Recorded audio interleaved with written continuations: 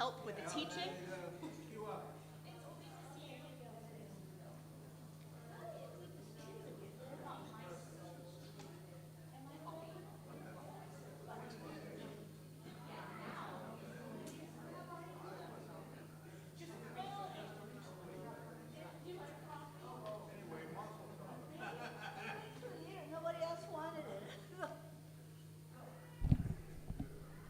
Good morning. For those of you that drove in the rain. Anyway, Rabbi Goodman is not here today. He has a funeral. So we had planned to have Rabbi Yarkin here for many weeks, and things didn't work out. But now she is able to do it this morning, and we're very pleased about that. Anyway, for those of you that have not signed up for the challah bake as yet, we extended the due date to the 10th of this month. So if you're interested in coming, we're going to have a lot of fun baking challah. For those of you that... No, challah, bake. Making challah. Of course, some of you are experts, probably could teach the class, but some of us, like myself, have made challah and it's come out flat. So I need help. So anyway, we're here to welcome Rabbi Jessica, and she'll be talking about, disability in Judaism. That's great. Yes. And Rabbi right now is the, what's your title? You're at Hillel now? You're the rabbi at Hillel? I'm the Hillel rabbi for CSUN, Northridge, also for LABC, Moorpark, and Pierce College. So a lot of colleges and universities in the valley. In the whole valley. Our building is next to CSUN in Northridge. Also, do you want me to use the mic, or should I just project? No, use the mic. Okay. Go ahead. Yeah, I'll use the mic just to be extra loud, but the problem is I'm naturally very loud, so I might be too loud. So, yes, yeah, that's good then for the sound. Hello, people watching at home or wherever you might be on your way that isn't physically here. An even bigger hello to everyone who braved the puddles, the cold, the rain to get here today. I'll give people just a few seconds to get your snacks, get some caffeine and some water, and I'll just tell you a little bit about why I thought it would be interesting to teach this. This topic was actually one that was requested from my students, two of them separately. I have a 19-year-old and a 21-year-old student who are both disabled. And I do lots of teaching for my university students, just for the love of learning. I'm not a professor at CSUN, but at Hillel, there are a lot of different learning opportunities, and I get to choose what to teach or teach by request.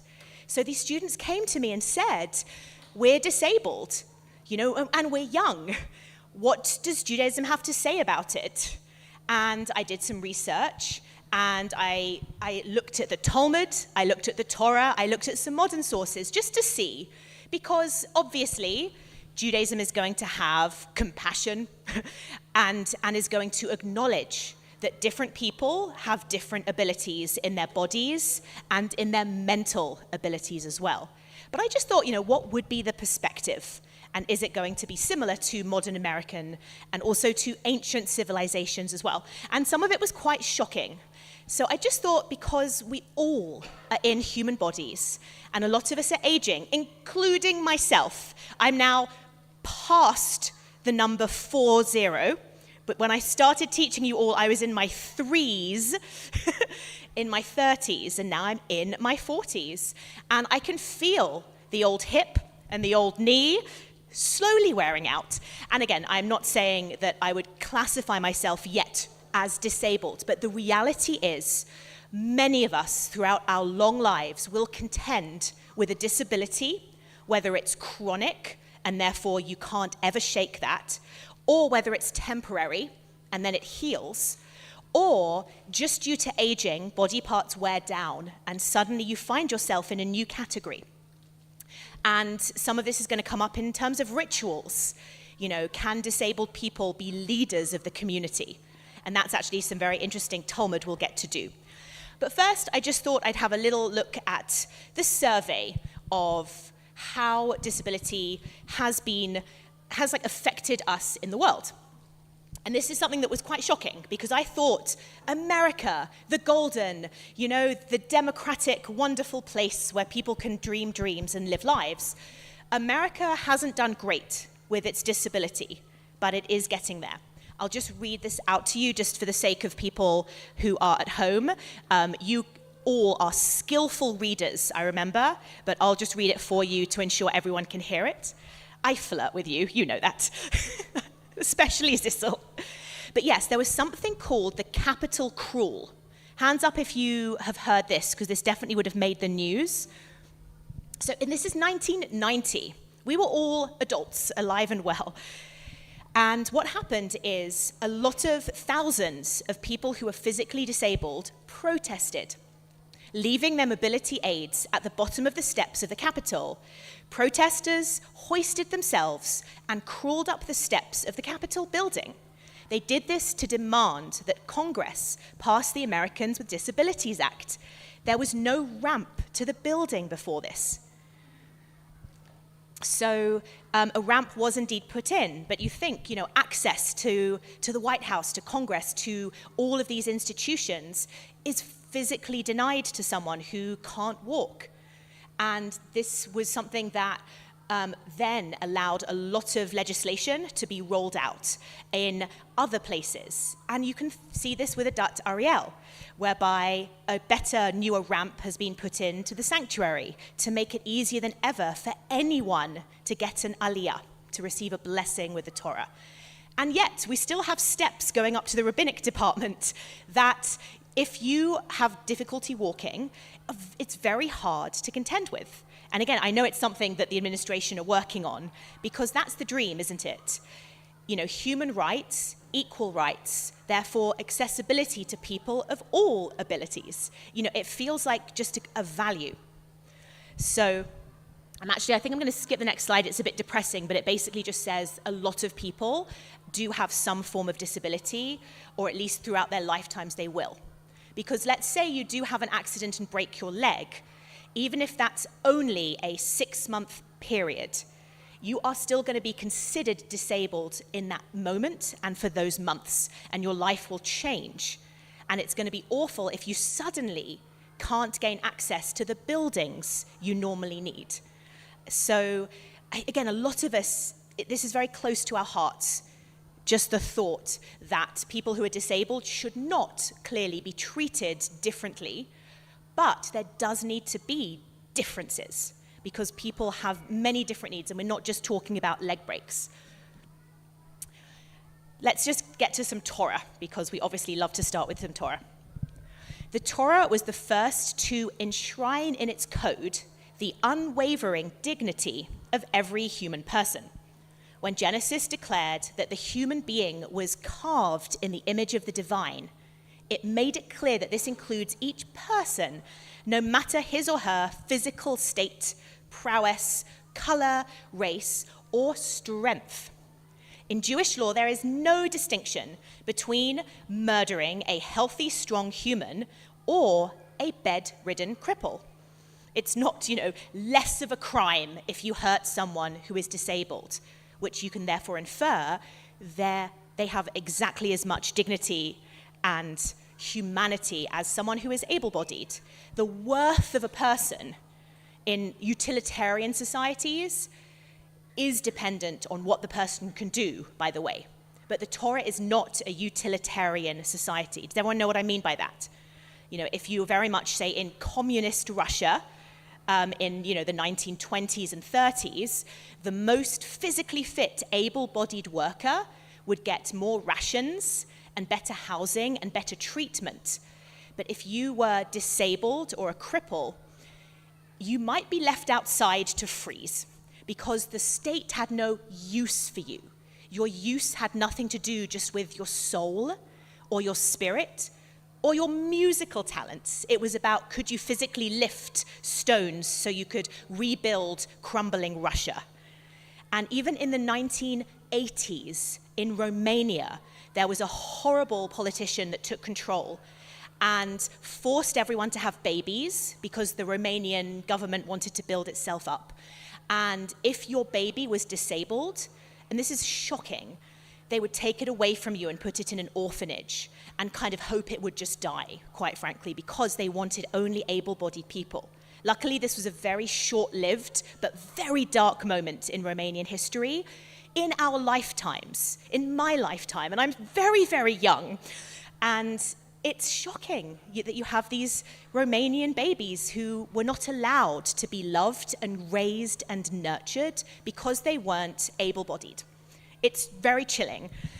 And the Torah, as you can know, is utterly against that treatment. We don't judge you based on your physical prowess, strengths, etc.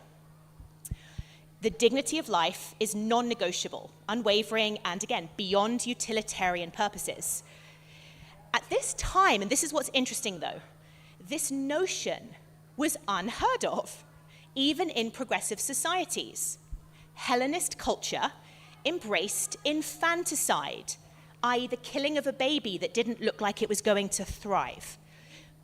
Pedophilia, again, just the disregard of young, innocent people for the pleasure and gain of the adult society.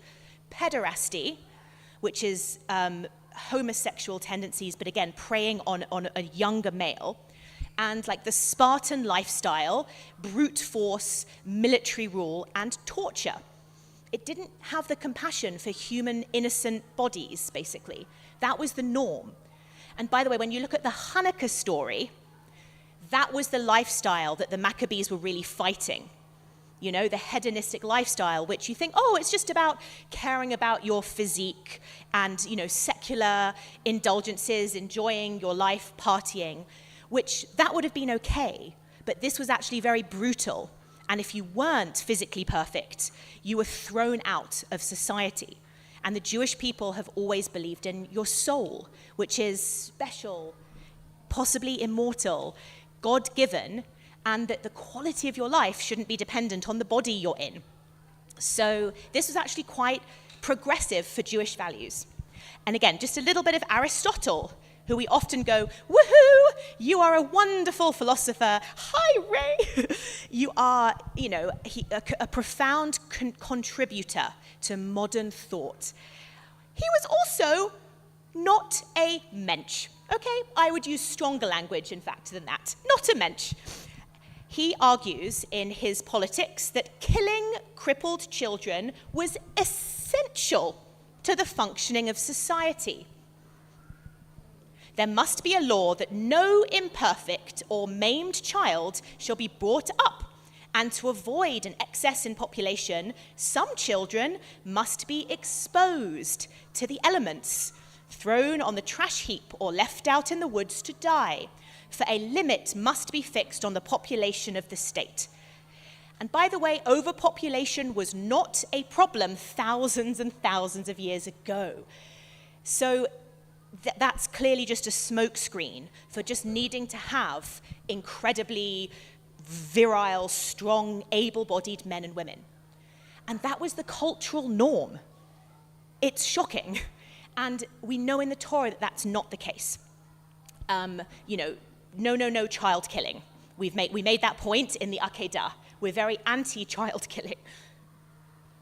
So I looked at the Torah to play Spot the Disability. Actually, you can do this. And again, you may have seen a couple, but you also already know because you're very smart folks, having been raised for many years by me as your teacher in MID. Let's just brainstorm together. Physical and or mental deformities and disabilities that we learn of from the Torah, like characters. So just call them out, please, Lana. Beautiful. Moses was a stutterer, a speech impediment. Definitely a flaw. Boom. Thank you so much, Joette. Yeah, so Isaac develops blindness, crippling blindness to the extent that he cannot tell one son from another. So that's very legally blind. You know, when you think about how close Isaac is going to get to Esav and Yaakov. So we see blindness, stuttering, speech impediments, any other disabilities that pop up in the Torah.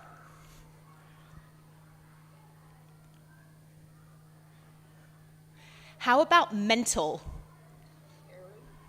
Herod, absolutely bonkers. Herod, I think, kills his own children because he's so paranoid that they are going to usurp him and take his throne. And that's clearly a sickness, a deranged narcissism, some kind of pathology. Herod is not even in my list, so well done, because we kind of want to distance ourselves from Herod, but he definitely helped with the temple. So very, very good call there. Bridget. Very, very true. Well done. One of King David's sons, and don't worry, I will always tell back what I hear just so that everyone can hear it. Mephibosheth is one of David's sons, and he is a cripple, not from birth. This is sad, but when a rival army was trying to take over, like one of Saul's armies, because Saul and David kept rivaling for the throne, they come into the palace and they try to capture everyone, and Mephibosheth's nurse drops the baby, and he then leads a crippled life. And he is not kicked out. He gets a seat at the banquet table near King David, near Jonathan, and he lives. If he was in a kind of Greco-Roman emperor state, he would have been left outside to die. But absolutely, Bridget, amazing job there with a very minor biblical character. There's no points or prizes for this, but just well done, everyone. Please, do you know any more? Yes, King Saul is a paradigm of having, I would probably diagnose him with like manic depression. He has episodes of mania, of euphoria, of vast apologies to King David, of please comfort me with your lute playing, and bursts of anger and deep depression.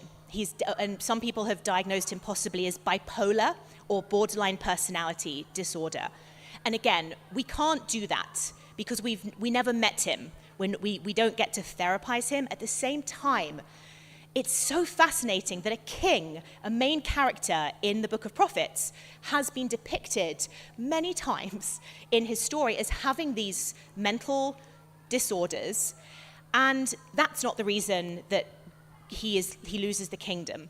It's just part of his character. It's there, it's real, it's therefore normalized. It's modeled for other people. Not as an aspiration, like, oh, you should aspire to have depression and mania. But what it says is, if you know someone who has been diagnosed, they can take comfort in knowing that kings and queens have suffered from that as well, that humans have carried these conditions, and that they can hold on to a kingship for many years, if need be, and that they are loved, and that there is a path forward for them. And obviously today we have treatment and understanding. But how amazing that these conditions are modeled in the Torah. Let's just see if we got our list. So we have Isaac suffered from blindness. Oh, something we rarely talk about. But Jacob, after he wrestles with his angel, there's a tendon in his leg, in his ankle, that the angel wounds. And it's not really depicted, but it definitely says that he then limps for the rest of his life. So he is also technically a cripple. And then, yes, we got Moses in his speech impediment. Miriam, it's only for a week, but Miriam is struck with leprosy. She gets better. So it's not that she is constantly in that state. But again, that's not what kills her, and she lives with a kind of a condition that isn't very fun for her. And then, we had Saul and Mephibosheth. And it's very rare that our ancestors are even described as beautiful, able-bodied, strong, or tall. Saul is described as being very tall, by the way. So he's actually very handsome, but he's also got a lot of mental disturbances. And there's a couple of our matriarchs who are told are beautiful and patriarchs. You want to name some? King David, hottie.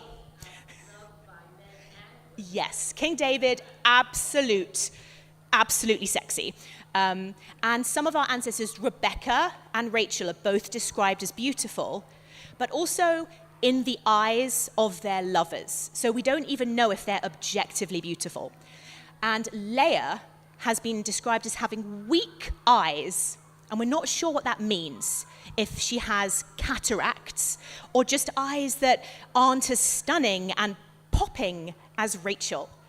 But so again, we're told that a lot, we're never told Moses was a glorious hunk of handsomeness.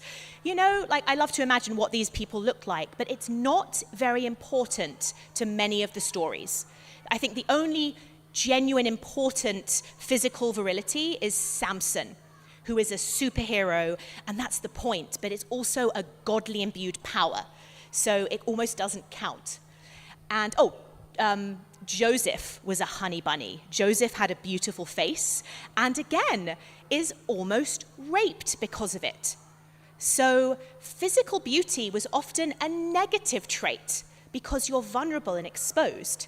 But when he's captured by the Egyptians, Potiphar's wife repeatedly tries to seduce and sleep with him.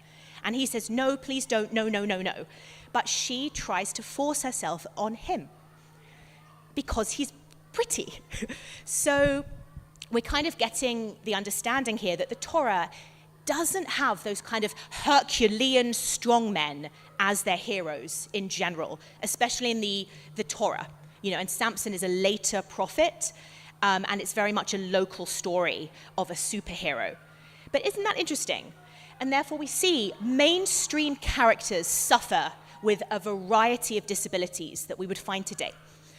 There's also a midrash from Numbers Rabbah that actually posits that the entire generation that left Egypt experienced very ill health. And you can see why.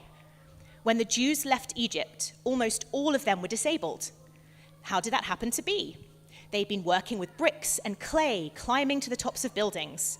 Those doing the construction work would get to the upper levels of the building and a rock would fall on them and cut off their hands, or a beam or some clay would get into their eyes, blinding them, and that's how they became disabled. But you think about 400 years of slave labor, malnutrition, not very good up-to-code working conditions, no days off, and the people are limping out of Egypt. We never think about it, but there's that added element of this is a miracle, and also an added element of no wonder they were afraid when Pharaoh's chariots are closing in on them, and that they keep on saying to God, we're going to die. It was better in Egypt. Feed us. We're scared. We're not ready to conquer the land of Israel because they've lost their hands and their backs hurt and their legs don't work because they spent their whole life as slaves. And when you think about that, that's kind of inspiring, but which also means we are the descendants of cripples. We've experienced it, and therefore we should have compassion for people who, whether they were born or it developed, have bodies that don't work, that hurt. It's like a fascinating thought to read that back into everything you know about the Exodus and the Pesach story. Zissel, by the way, I didn't say it, but always feel free to interrupt with questions. I love that so much.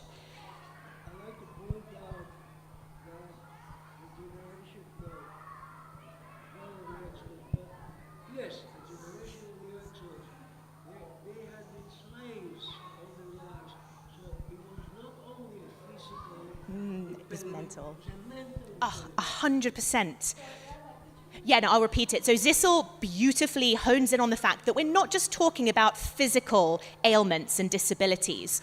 We're talking about lifelong mental trauma and stress and anxiety and beaten down.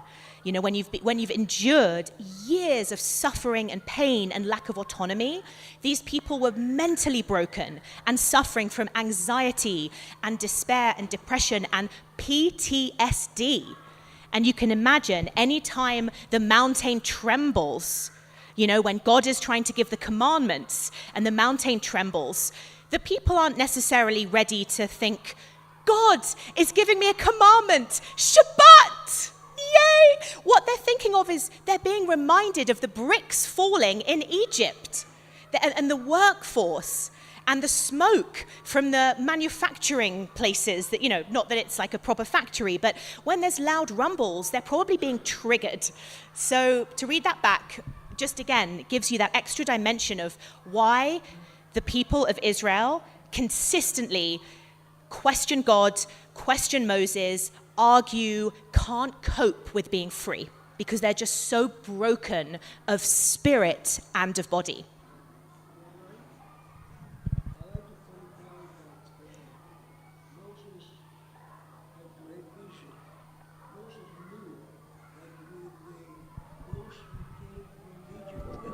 Yes. Yes. Yes, yes. Ding, ding, ding. Zissel then connected the dots, this is truly why we had to spend 40 years in the wilderness, because this generation was just physically and emotionally unfit to be able to then conquer the land and start afresh. So I need to get on to the next slide because I've got a lot more. I know because it's raining, the children are on recess. So I'm so sorry. They should be kind of going back to their rooms, hopefully soon. And if you can't hear, I can speak louder, or if you want to kind of come even closer. And it's not you, it's them. And I'm so sorry. And yeah. I think that if anybody has comments, please use a mic because we can pass the mic to you as well. I think But this so is working. that being said, we've just made a case for the Torah being very compassionate, holding up disabled people as our heroes. And then we see in Leviticus, in Vayikra, a very, very damning set of laws that seems to be bigoted or treating disabled people without the same rights. So this is now a tension that we're going to try to resolve. The Lord said to Moses, "Say to Aaron, the high priest, for the generations to come, none of your descendants who has a defect may come near to offer the food of his God. No man who has any defect may come near. No one who is blind," Isaac would be out, "or lame," poor Mephibosheth, "disfigured," all of them really, or deformed. No man with a crippled foot or hand, or who is a hunchback or a dwarf, or who has an eye defect, like cataracts, or who has any festering or running sores, or damaged testicles. Not that the community would know if your testicles were damaged, because you are wearing your priestly robes, so that one's going to be hard to validate. No descendant of Aaron the priest who has any defect is to come near to present the food offerings to the Lord. Now, this priest, this deformed priest, may eat the holy food, i.e., we're not going to starve them.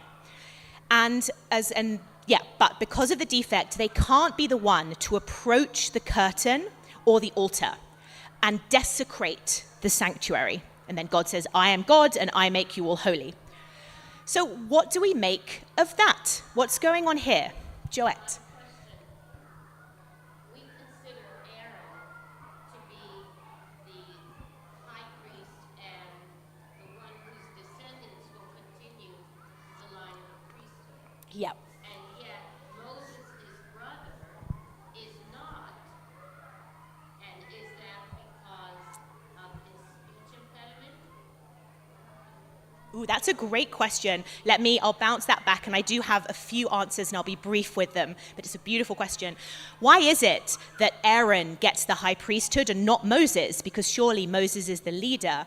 And is it because of Moses' speech defect? And you know what? We don't know. There is a possibility that yes. There's also the possibility that Moses' sons are not Jewish, even though by then, Judaism was patrilineal. So because Moses is Jewish, his sons are considered Jewish. But Moses married a Midianite woman who, as you know, circumcised the sons and kept them in the covenant. But it does mean that the Mosaic line is cut off, is kind of tainted, as it were, because a priest needs pure-blooded Jews. And this Leviticus goes on to say a priest has to marry a Jew, and the Jew has to be a virgin, not because we prize virginity, as you know this, I've done whole MIDs about this. It's fine if you weren't a virgin when you got married, even in biblical times. But the high priest must marry a virgin to ensure that when the woman gives birth to another son, that son came from that high priest and not a random Israelite or Midianite who was, delivering the milk that day. So there was definitely a concern for purity and therefore somehow physical and moral perfection. Any other questions that we have about what's going on here? Like, is this upsetting? That if you have a priest who has weak eyes or a bad hand or a foot or is ill, they're not allowed to basically perform the functions of the high priest. Surely God loves everyone. Melinda, did you have thoughts? You would think that they want to be, if he can't see, he's going to go the wrong direction. He can't carry it properly. He won't get on the way, or he can fall. Ding, ding, ding, ding, meaning a very good analysis there. I'll say it out loud. Melinda says, well, some of these disabilities are going to actually negatively impact your job performance. If you're somewhat blind, you might walk in the wrong direction. You might bang your head on the holy ark. And if you're not strong, if your hand is broken, or you only have one leg that works, you're also not going to be able to minister. Because if we actually think about what the high priest has to do, they are cutting up bulls and sheep. And there's a lot of laws about accuracy and kashrut. You have to cut the jugular vein and bleed out the animal and salt it, and you take the liver and the fat and the entrails.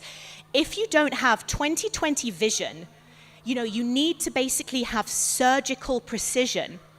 Also, how many of you have successfully lifted up a bull or a sheep or even a small lamb before? I haven't, and I'm very strong. You needed strong, able-bodied priests just to be able to help with that. And you weren't alone, you had a group of priests. But it may, as Melinda's saying, it may just be a very practical concern. The job that the priest is doing, you need to be in good physical form. Just in the way that some jobs today, you need to be just physically strong. If you're pushing, if you're a laborer.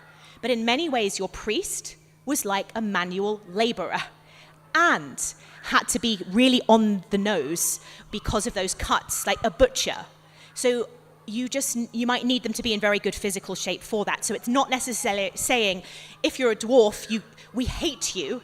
It's just saying, if you're a dwarf, you won't be able to interact with the sacrifice. So that is a really good theory. And I think there's definitely the idea of practicality there.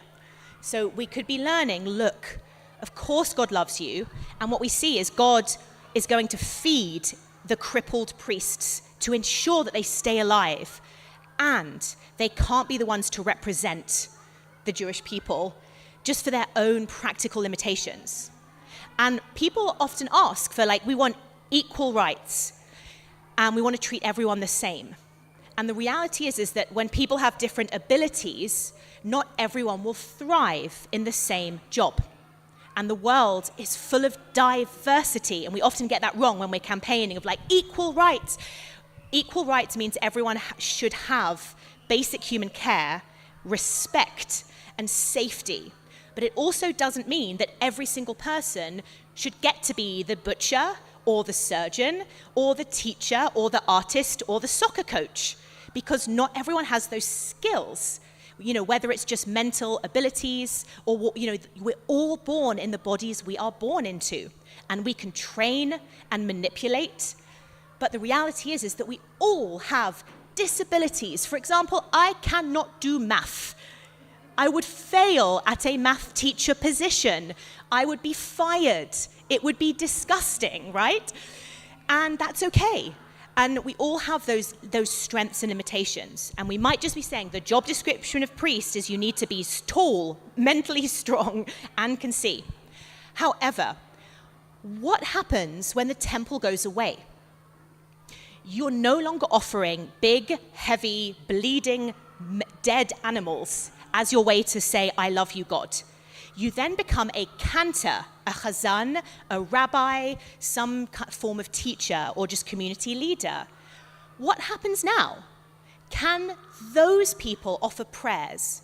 If you are a dwarf or a cripple or blind, are you allowed to offer the blessings to the people? So that's where the Talmud is going to take this, because it's then a very interesting question. And again, if anyone has any guesses or thoughts, go for it. Joette, please. Well, early on, those people were not allowed to have an aliyah to the Torah. Mm-hmm.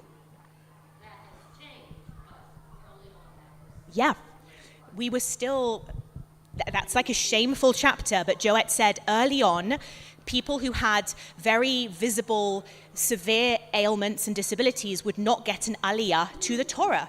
There was the idea that the Torah is so pure and profound that these people are not allowed to interact, which is kind of disgraceful because those people didn't ask for it. So yes, Lois, you also had a guess.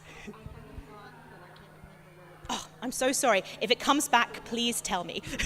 Mental defects. Do you have a thought? Does anyone else have a thought? Zissel.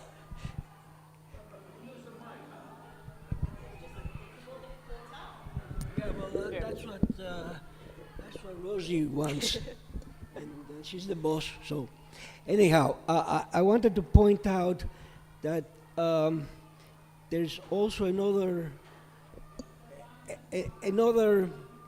reason why the physicality went away.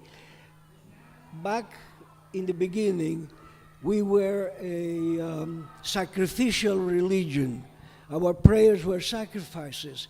Later on, the sacrificial religion turned to a mental, intellectual. You didn't have to be a monster physically to understand and be a Jew. You had to be maybe a monster intellectually, but certainly not physically. Beautiful.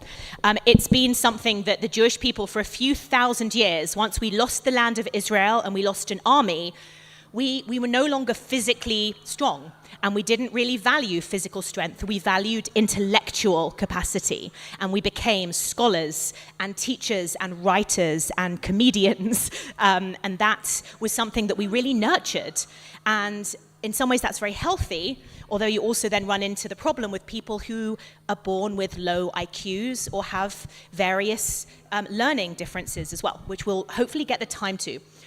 But yeah, that was just the Hebrew. Let's look at the Mishnah. A priest who has blemishes on his hands may not lift his hands to recite Yivarechecha Adonai v'yishmerecha, right, the priestly benediction, because, and here's the reason, and it's not a great reason, we'll unpack it. Because of his blemish, people will look at his hands, and it is prohibited to look at the hands of the priests during the benediction. A lot of priests, when they're doing it, will put their talit over their heads so that you're not meant to see the person. Rabbi Yehuda says, even one whose hands were colored with satis, with the blue dye that you would dye your tzitzit with, they can't lift their hands and recite the blessing because the congregation will be distracted. But do you see why here? It's not about the priest himself. Wow, it's so quiet. Stay quiet, kiddos. One of them is literally my son, by the way. Jonah's in the other room right now. What actually the core of this is, as you know, is that Jews don't ever want to worship a human. Those priests are channeling God in the Yivarechecha Adonai v'yishmerecha. And we don't want the people to be looking at the priests, oh, he's the direct line to God, or he gave me that word of wisdom. We want the congregation to close their eyes and to not pay any attention to the priests because we're meant to get straight to God. If the priests have weird blue hands, we might look and be distracted. We might not be in the right physical or spiritual state to receive the blessing.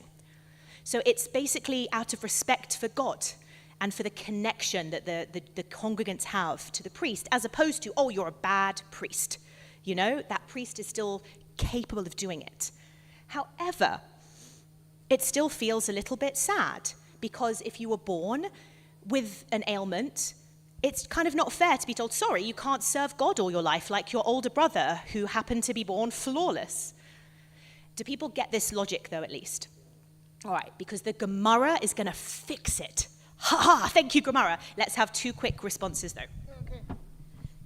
This is more a question, because when they do the dukening, not only is their head covered, but their arms are out like this, and I don't even think I see you're not supposed to look. Yeah, you're not meant to look anyway. So, but I think those laws were implemented just to double check, to make sure that the priests aren't being judged. Because, yeah, people put their entire talit over their heads and they go like this, so that you don't even see them.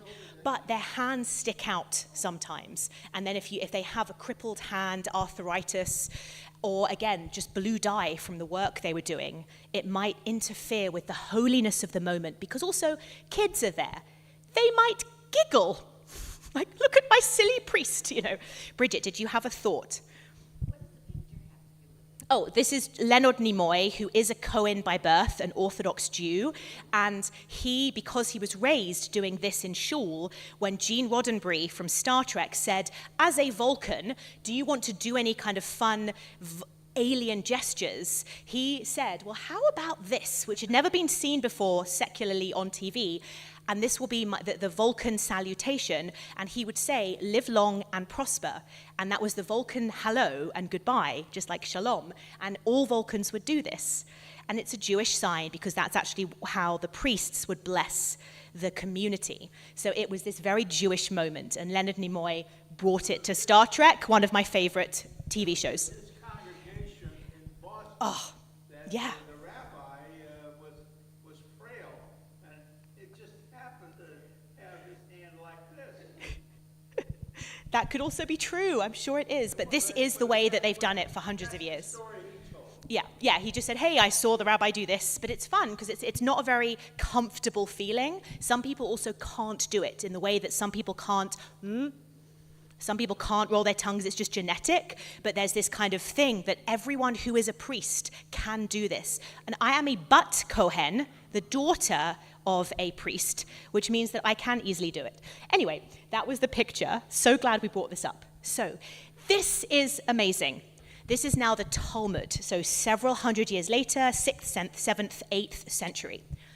One whose eyes run should not lift his hands to recite Birkat Kohanim. But if he is a familiar figure in town, he is permitted to do so. Rav Yochanan says, one who is blind in one eye may not lift his hands to recite because people will gaze at him, they'll look at him. But the Gemara says, and we now have like a practical example of this, wasn't there a certain priest who was blind in one eye in the neighborhood of Rav Yochanan? He would lift his hands and recite the blessing. And the Gemara says, yes, the priest was a familiar figure in town and he would not attract attention. Therefore, the ruling is this: one who is blind in one eye may not lift his hands and recite the priestly benediction, but if he is familiar, he is permitted. So a stranger couldn't walk into a new shul if they had an obvious disability, and they would be distracting. However, when you grow up with your community, from week to week, month to month, year to year, you get used to your person who is blind, who is lame, who is crippled and deformed and have differences in their bodies. And it stops being a distraction very early on. Again, it's about the connection. You know your priest and you accept them and love them. But it's what it's actually done, because people wouldn't travel everywhere all the time. People stayed in their villages and grew up. And even if you think about the scenario of a stranger who is blind entering the town, they're a Kohen, they say, I want to offer the blessing. The first week in shul, no. But how about we do a meet and greet? We'll get to know you, we'll have kiddush, have some cholent, and maybe in a few weeks, when we've got to know you, it's just no big deal. But when we actually think about how we interact with everyone, that's always the case. Whenever you meet a new person, you size them up. You look at them and you say, oh, and you take in just their physical qualities before you get the chance to even know them. And sometimes you're shocked. Oh, I've never seen someone that tall. Wow, their hair is stunning and different and whatever. Or, oh, yeah, they have something wrong. They're missing a body part. And it's just a fact. It shouldn't ever be a moral judgment. As you see, it's not a moral judgment in the Torah at any of these places. It's not saying you're not worthy. It's saying in very holy ceremonies, if it's a distraction, then that person doesn't get the chance to be just doing their job. But if it's not a distraction, because we've basically overwritten the ability of the priests to kind of not be allowed to do this duty if there's an issue with their bodies, we're actually saying it's fine because, don't be silly, we know you. And that's actually the solution to treating people who have differences with dignity, which is once you accept and get to know them and work out how to help them, because as you said, I think Bridget and Melinda said there's obviously physical issues. Like if someone is blind, they could hurt themselves. You don't want a butcher with a knife being blind. And again, if someone is trying to run services and they can't see, they could like hit themselves, with the arc, But if you have a helper and someone to make sure it's safe, you accommodate, and then at some point you see through it and past it. And if you think about relationships in your life, all of your friends have something different with them, something up, and you get used to it. You might stare at first, and then it just becomes normal. Or there's that accommodation, Oh yeah, that it's just like how someone might have an allergy. This person will die if they have peanuts. That's a disability, right? That can actually very much endanger your life. So you never offer them peanuts. The first week, it's challenging and annoying. And then the second, third, fourth week, it just becomes part of their personality. And then you move on with it. So this is very compassionate and forward-thinking. Melinda. It's not so much a distraction for you, but an embarrassment for the one who's doing it. Right. That's also, again, we get to look at what does it feel like if you're the priest? Do you want to be stared at? And it's obviously optional because it's up to every individual to process how they walk in the world. And I love that point. It can feel awful to be stared at. So this whole thing might be even more compassionate to say, yeah, it feels awful to be singled out and talked about and gossiped about. So, but the solution, the key is familiarity. Relationships and connection and working out what's going on with your priest and maybe even trying to heal him if it's not a chronic condition and make sure it's safe. There is a modern rabbi who goes further with this though, and I just want to share that because you think, okay, this is nice, this is great for like ancient people, but this is Rabbi Ruth Adar. If I'm distracted by someone's race or accent or the wheelchair they use, it's actually my task to get over it, or more accurately, to get over myself. It is not fair, it is downright wrong for me to say to anyone, don't lead services, your disability is distracting. And that takes the thought even further. I think we can probably all get on board with that. But what do we think of that? Because it is quite spicy. That's the stranger who comes to town, who is interesting and different looking. It's human nature for the congregation to stare. But that's also a call to all of us to say, well, maybe we should all refrain from staring. Please, Evie. This is rather funny. Years ago, we were members of Louisville of Hollywood, and I remember we had a guest rabbi speak, and she was a very full-bodied woman, and when she was interviewed for a job at a synagogue, the male rabbi said she would be too distracting. And this must be like 30 or 40 years Yeah, and you remember it. Yeah, and I'll say this out loud so everyone can hear it. Oh, 100%, yeah. When we then factor in that for the past 60 years, women have been allowed to be spiritual leaders, cantors and rabbis, and Torah readers, then you have a whole other gender that will be distracting for other reasons. For example, sexuality. And again, people and women, this is a whole other lecture, but women's looks are scrutinized and judged because society very much does that. Women are very much objectified, and if a woman is pregnant or gains weight or loses weight or does something fun to their hair, that is the buzz, as opposed to the quality of the sermon they gave or how beautifully they chanted the Rosh Chodesh Torah reading. It is a reality, and it's a call for us to try to change that. Because how sad, like Evie's example was that 34 years ago, there was a woman who had considerable body mass and was told by the rabbi, oh, but your body is going to be distracting. You know, you're very fat, and people will stare and look and be concerned.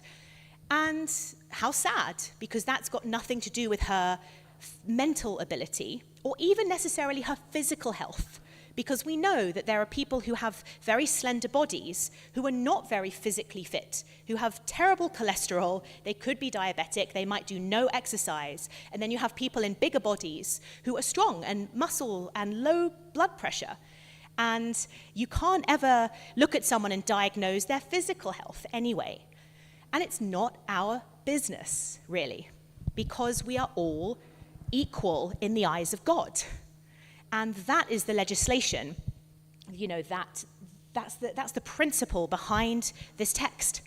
And I love that the Talmud kind of brings this up, and then later on we take it even further to say, even for those congregants who were distracted, like the problem's them and not the person who is being stared at. Just so you know, we've got just like a minute left. I want to make sure you have a break to help yourself to snacks, etc. So just one or two more questions very quickly, and then we'll wrap up to ensure that you will get to make sure you're comfortable in your bodies.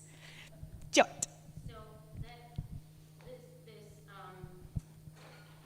putting it back on yourself is one of the reasons that I have a problem with the Orthodox approach to women, because women have to sit in the back or separate or upstairs or whatever, because the men might be Yes. distracted. Yep. Women have to cover their hair because a man might be enticed. And so, it is my personal opinion that even though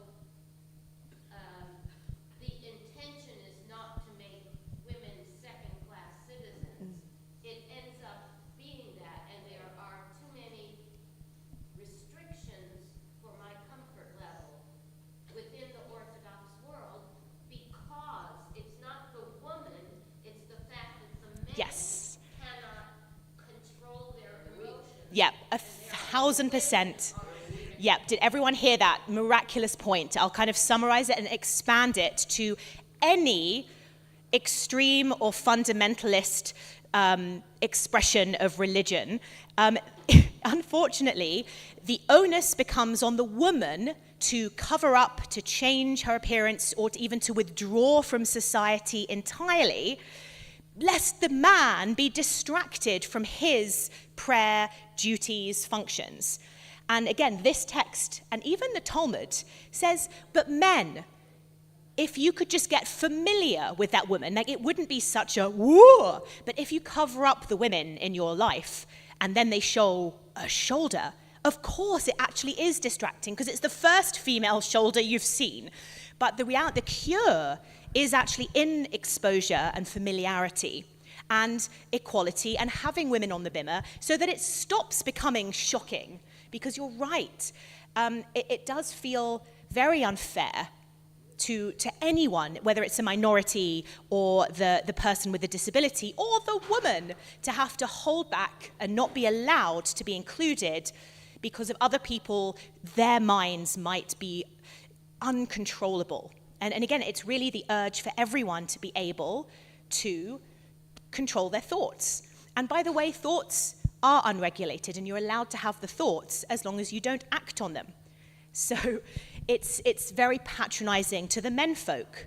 Or again, if there's a disabled person, to everyone in the community. Oh, they're going to snicker. They're not going to be able to offer their prayers. They're so distracted by that person's different body.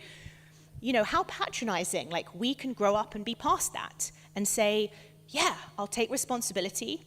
I might, and also there's the recognition that it is real, that people did get distracted, like these Talmudic folk, bless their hearts for admitting that when you see someone who, oh, their hands are blue, you do look.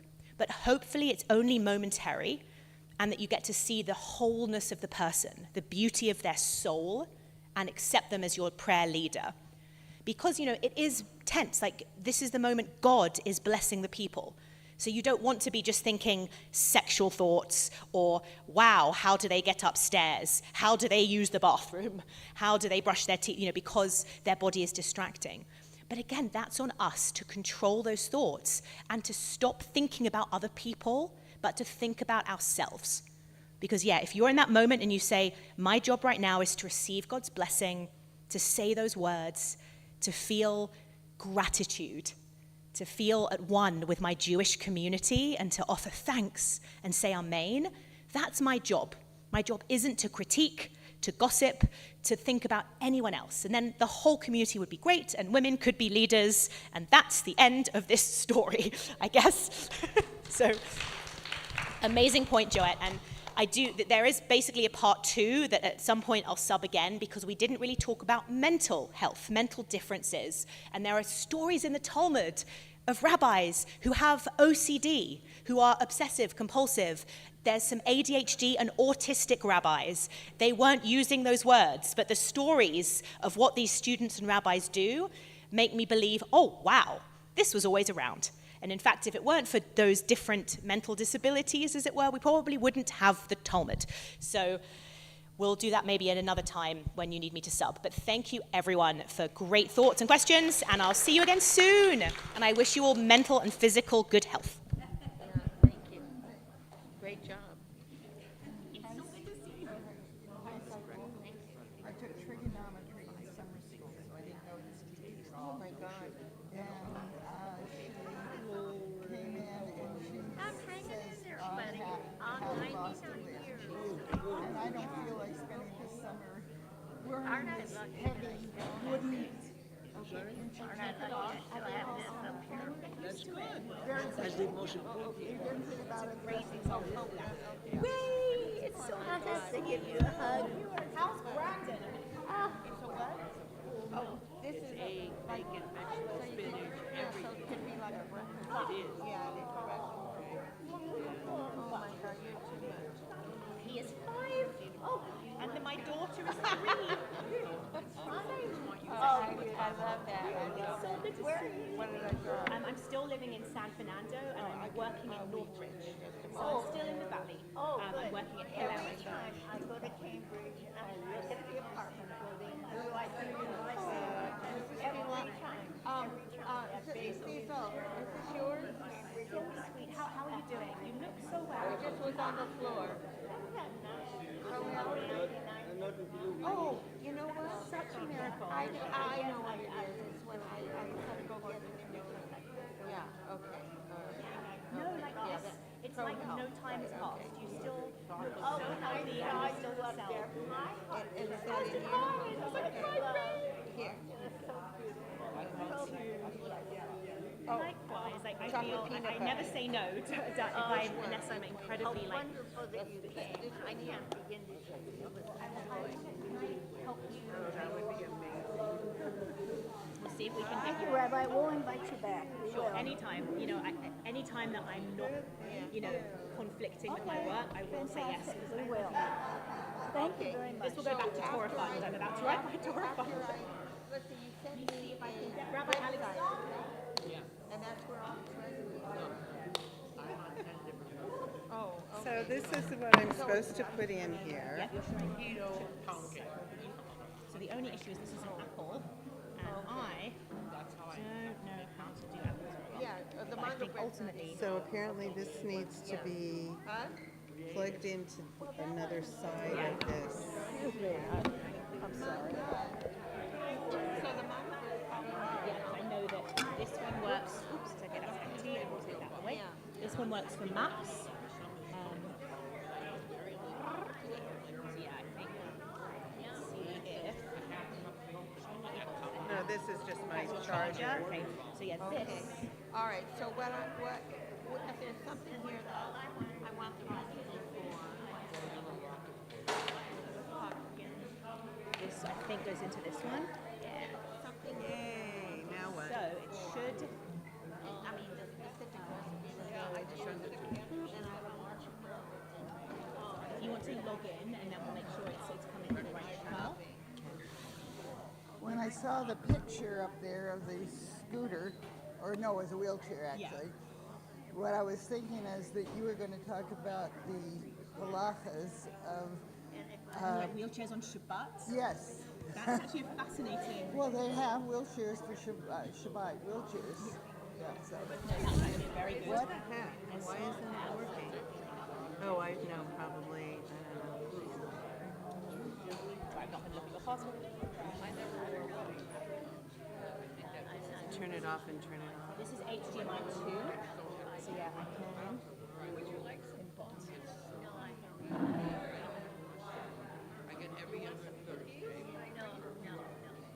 HDMI 12. So it Just should a be second.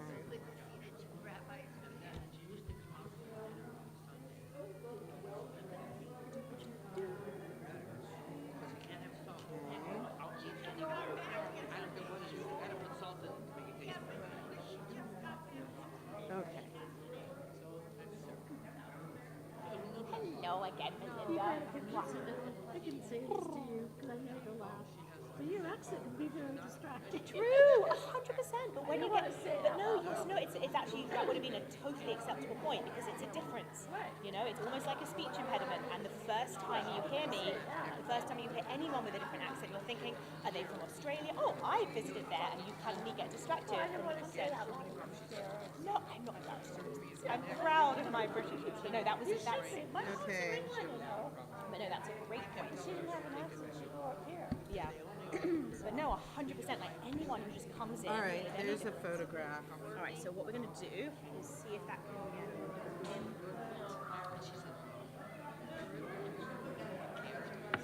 Wow, how did this get so crowded? Okay.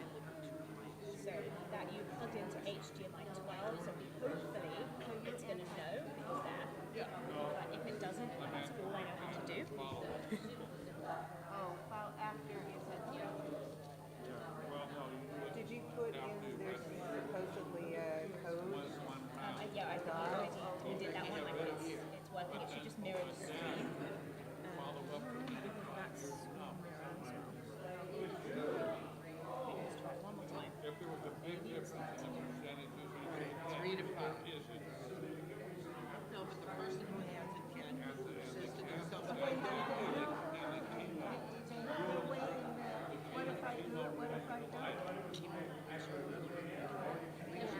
so many things, but still, she goes into therapy, she does so many and now she takes so many pills. No, I was thinking it looks like a model. No sugar, no sweets, no carbs, no. You know that carbs turn to sugar. You understand that? So people think I can eat all the carbs I want if I don't have sugar. That's not true. Everything right has fiber and carbs. But we can have a low carb matter that we eat under 20 grams a day. It's not even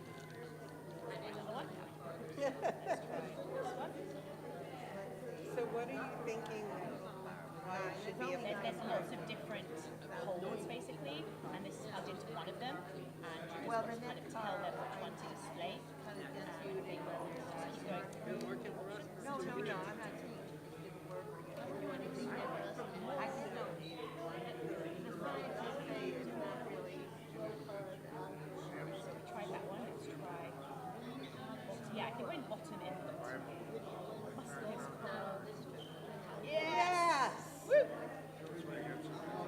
Oh my God, you're my hero.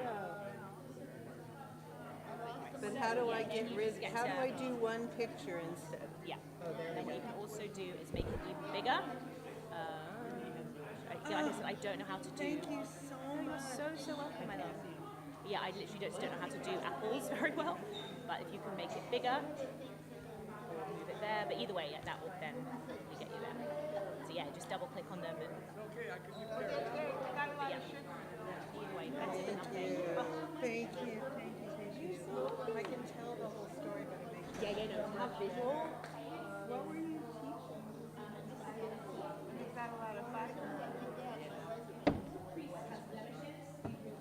Oh, right. Everything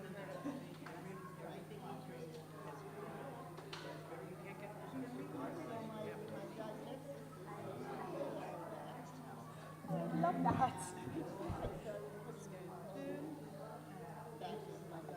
Okay. Are you diabetic? I wish I could stay, but I have to go back to Oh, I Northbridge now. completely understand.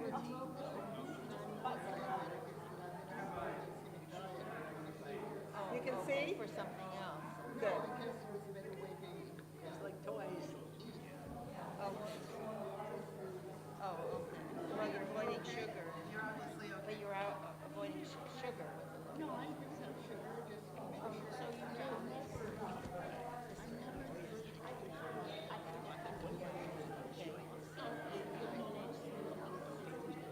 Yeah. What about,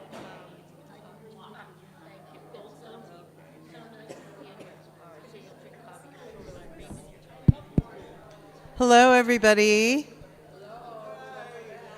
Thank you.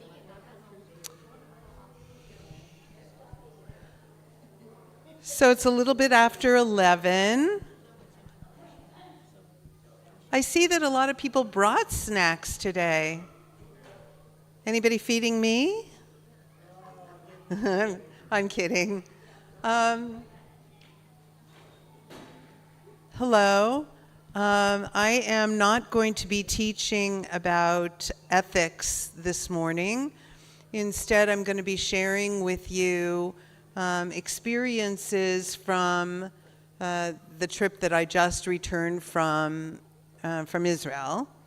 And I really would like to thank the rabbi for helping me set up this, because I'm very, very bad at technology. So probably what you're going to see is some pictures that are totally irrelevant to what we're talking about, but I will get to the right pictures because none of them got organized from this trip to Israel yet. So, good morning. Let's say the blessing for learning, because anything we do is learning. La'asok b'divrei Torah. Baruch atah Adonai Eloheinu melech haolam asher kidshanu b'mitzvotav v'tzivanu la'asok b'divrei Torah. Is it okay if I sit? Because usually I'm up there on my feet, but I think it'll be easier for me to work this situation with photographs if I do sit. But let me start by saying, I went to Israel for a little bit over 2 weeks. I thought that it was my turn, as my esteemed senior colleague, Rabbi Schuldenfrei, had already been to Israel 2, maybe 3 times since October 7th, maybe 2 times. Cantor Aronoff had already been there right after October 7th. And it's wonderful being the rabbi who holds down the fort, and that was okay with me. But recently I said, this is ridiculous. Everybody else has gone to Israel, and I would like to go too. And most of the reason that I wanted to go is I wanted to spend some time in volunteering in ways that are needed in Israel. It was, we did do that. However, the mix of the experience in Israel was so significant. The mix of the experience between the things that were important and the realities that were going on, and the joy of people who live in Israel, and the way that they're able to experience each day with a sense of fun and meaning. And it was something that I had never witnessed before quite the same way. So that's what I want to try to share with you today. I'm going to take you through a number of experiences. I made sure when we were going, even though it was my husband and I who went, that we would have enough to be able to bring back things that might be meaningful to the congregation. That was my first hope. So I hope that this will be the case for you. But you'll have to put up with me as I change pictures, that's all. So this is Ben Gurion Airport, and you may have already have heard about Ben Gurion Airport and how they have been putting posters up for the hostages. But in addition to putting posters up for the hostages, what they did was all the way through as you're exiting the plane, down the whole aisles that are there leading into the airport, people who are friends and family or just people in the community who are thinking about the hostages bring things and put them in the on the side of the walkway in order to be able to have people come off the plane and still immediately have a sense of the fact that there are people who are missing. Now, one of the things that I'll talk about with you is that I was fortunate enough to be there when 2 sets of hostages were freed. So we'll talk about that a little bit in just a moment. But I want to try to get you another picture. And don't laugh at my pictures, because some of them are just of me and my husband here. So, Rabbi, it's interesting that that is there because I was there a year ago. yes. And on exiting the plane and walking those ramps, all that was there were the photographs. So it's interesting to see the other things. that have Everything. been added. So one of the things that you can know about all of those additional things is those additional things are in numerous places. We stayed in Tel Aviv, and when we went to one of the areas with a fountain in Tel Aviv, not even Hostage Square, which I'll tell you about in a few minutes, the whole huge fountain had things about each of the hostages around them. And people brought stuffed animals, people brought flowers, people brought, if they knew that one of the hostages loved ginger ale, they brought a can of ginger ale. It's a very strange experience because while some of the people who are hostages we know are not living anymore, we don't know who they are, it has a feel both of hope and of mourning, as though you were putting a stone on a graveside or bringing a flower or a plant. So it was very much in between. The reason I took this picture is that if you come to my office, Shlomo Mansour is the man on my poster on my door.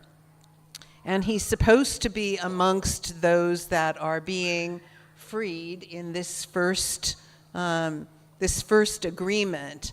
However, he's in his 80s, and we have no idea whether, when he comes back to us, whether he will be living or not. So when I saw that, I had an immediate emotional reaction, because I've been looking at him every single day since October 7th, every time I enter my office. So that's why he's here. So this is everywhere in Israel. Sorry, you're going to see all my photographs here. No, I'm not in any of them like that. But I'll share this because I want to show you the juxtaposition. We were staying in a hotel in Tel Aviv right on the beach. Sheraton? Right on the beach. This is breakfast. They have a wonderful breakfast. I was sitting by the window watching the people at the beach in Tel Aviv. And I'm going to tell you, so I just shared that for the fun of it. But here we go. This is where we were. So you can see that it was right on the beach, and I would like to show you, this is earlier in the morning, but let me tell you what you would find on the beach. Hold on a second.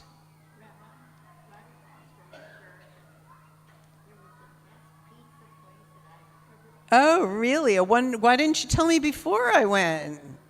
Okay, so here's the coast. It's the Mediterranean. In the morning, in Tel Aviv, in wartime, this is what you will see at the beach.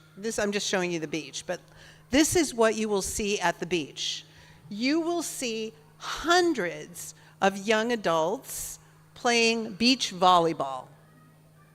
You will see more than hundreds of people jogging down the path that is part of the beach area. You will see people sitting on benches, drinking cups of coffee with friends. You'll see musicians playing.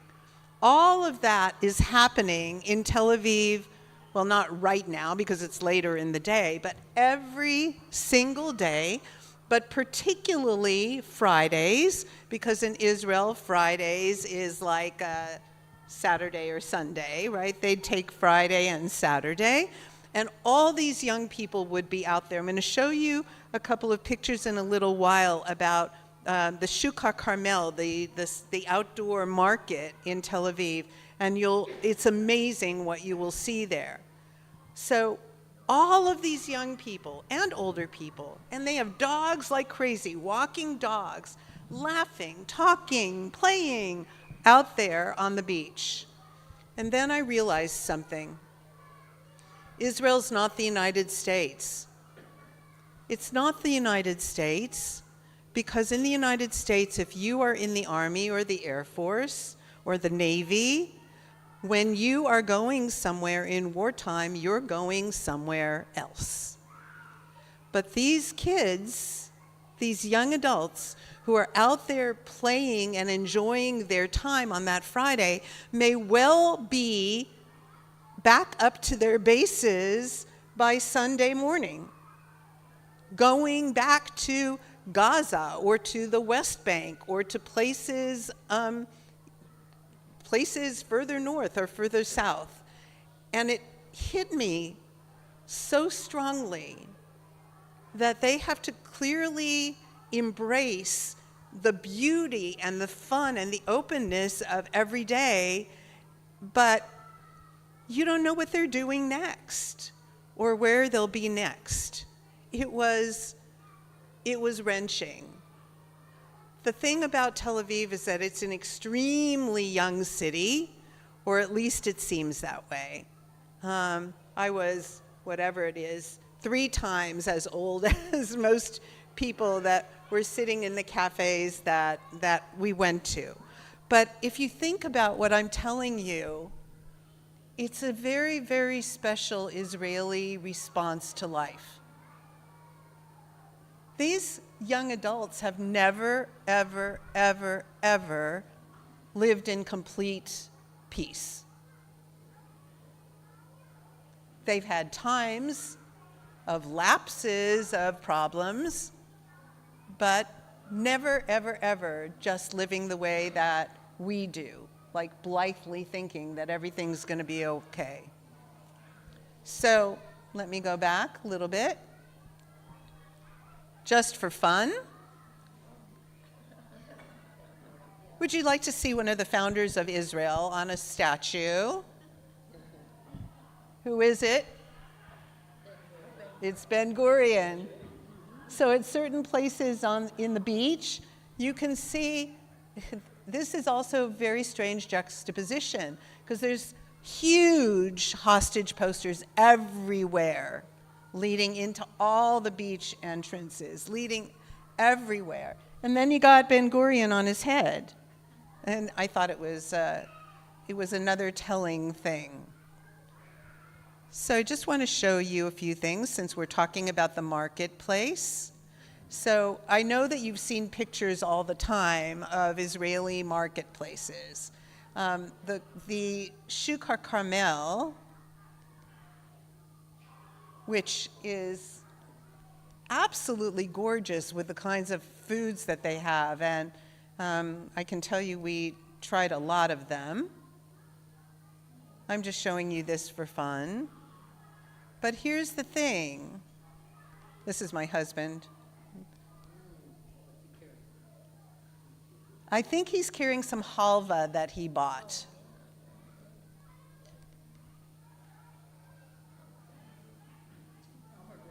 Yeah. I'm just sharing this with you. So now I'll just take one more. And this is what the beach area looks like at night. So, hold on a second. And now I want to show you what entering the beach means. You're not going anywhere without being reminded. So let me leave that there for a minute, and I'll talk a little bit about rockets. Rockets. So when the week before we went to Tel Aviv, the Houthis were sending rockets into all of central Israel every single night in the middle of the night at approximately 3 o'clock in the morning. So I think that it's normal that I was a little bit nervous about when we were arriving in Tel Aviv. Tel Aviv is usually the central area where life just goes on, but it wasn't just going on. And so I was a little nervous about rockets and a little bit nervous about maybe being in the middle of the night and I don't hear everything all the time, and what if I missed a siren or whatever that would be. So I'm sure you all understand. It's you're going to bed and you're not sure what's going to happen in the middle of the night. So the first couple of nights, I put my shoes next to the bed, I put my clothes on the bed. We were fortunate that the safe room in the hotel on our floor, because they have them on every floor, sometimes in different different parts also of the floor, it was right across from our room. So I went, okay, all right, we'll just run across to the other room. But then when you're not used to it, you say, how the heck do you know that this room is going to protect somebody if a rocket comes through the hotel? I stressed about that for 2 days. I was there for 16 days. And then I just got to be a little bit more like Israelis. I don't know why. But I would put the shoes down and I'd put the robe or whatever it was down and it would no longer affect me.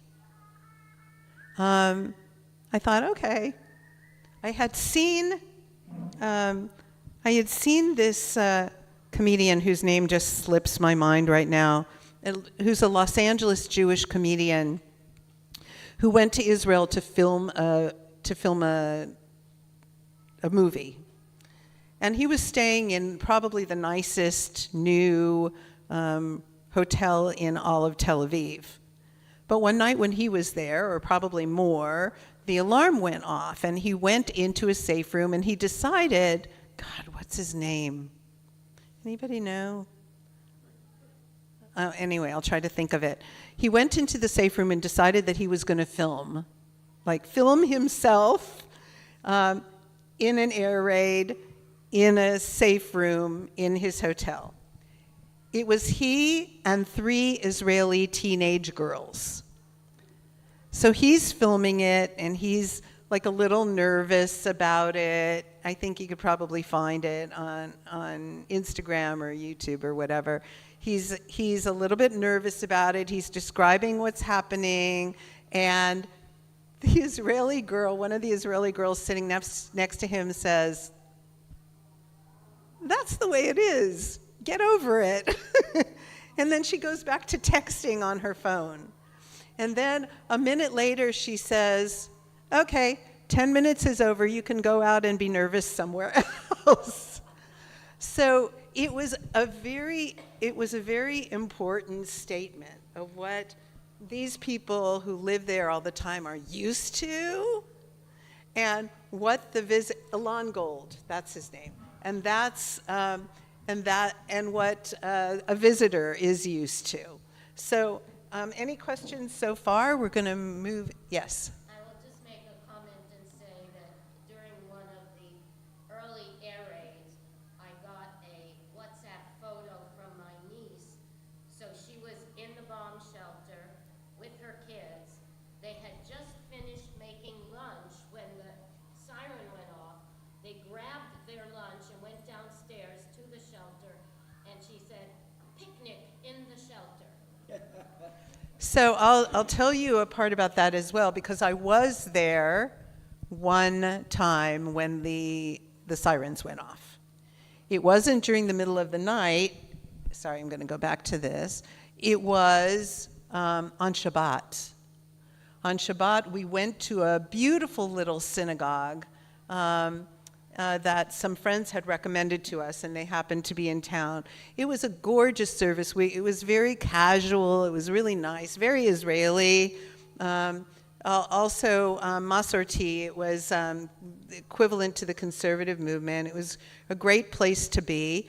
And we're sitting there, and I'm singing, and the rabbi says, "Okay, now we go across the street to the safe room in the apartment building." And I went, "What?" And he said, "You didn't hear the siren?" I said, "No, I was davening." Like, what?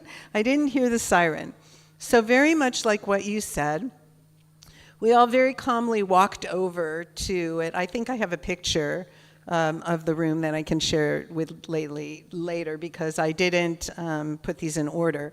But we go over there. There's about 25 people in this one little room, and they're schmoozing, and playing with their kids, and talking to people they've never seen before. So people came up to us and started talking to us, and then they just start leaving. Okay, that's it. So we walk back to the synagogue, finish the service, and have a kiddush lunch. That's what the experience had. Oh, I forgot to say that while we were in there, I did hear a boom. And what was the boom? Iron Dome, yeah. But it's crazy that people just do this. And I felt like, oh my God, I'm not having any of those palpitations anymore. It just kind of changed. So let me go through. I want to show you. I want to say some other things. It's called familiarity, Rabbi. What? It's called familiarity. Maybe. They live in that environment. It's common. It's normal. Yeah, familiarity and normal. But not normal from this girl from Calabasas. So let me say something else. Everything is going on in Tel Aviv. Everything. Every Tuesday and every Friday they have a whole art exhibit. We went to the art exhibit. We went to museums. We went to parties. We went to all different kinds of places and walked around. And like I showed you with the shuk. But I want to show you something that was going on in the art show area. Let's see if I can get sound. I don't know if I can. This is a group of kids. Can you see it? This is a group of boys from a modern Orthodox boys' school in the art exhibit area of Tel Aviv. It's Tuesday, and that's what they're doing. Their teachers are teaching them these dances. The music is going. There were bands playing everywhere. And this is, folks, Chaim. This is life. These kids are too young to be in the army, but you can't imagine that they're not thinking that, 4 years from now, 5 years from now, whatever it is, that's me. but there they are. And I just thought it was one of the most wonderful things that could ever happen. So if you look on social media at all, if that's something you look at, you can find all different kinds of people dancing. It actually happened. I wanted to hear the new Am Yisrael Chai. Am Yisrael Chai. I don't sing very well. Anybody sing better? Anyway, I got there and I had heard it so many times here that I thought I really want to hear this.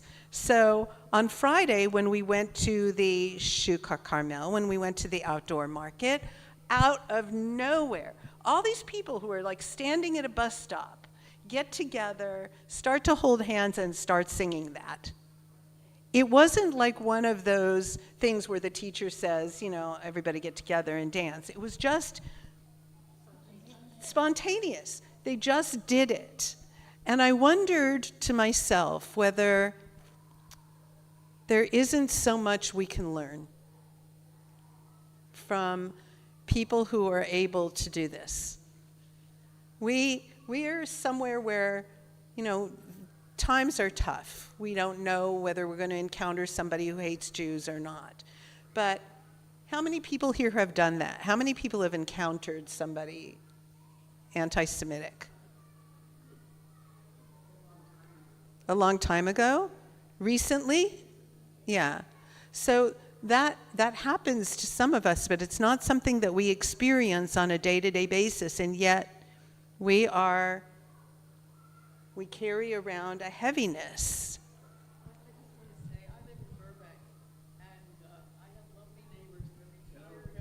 Here.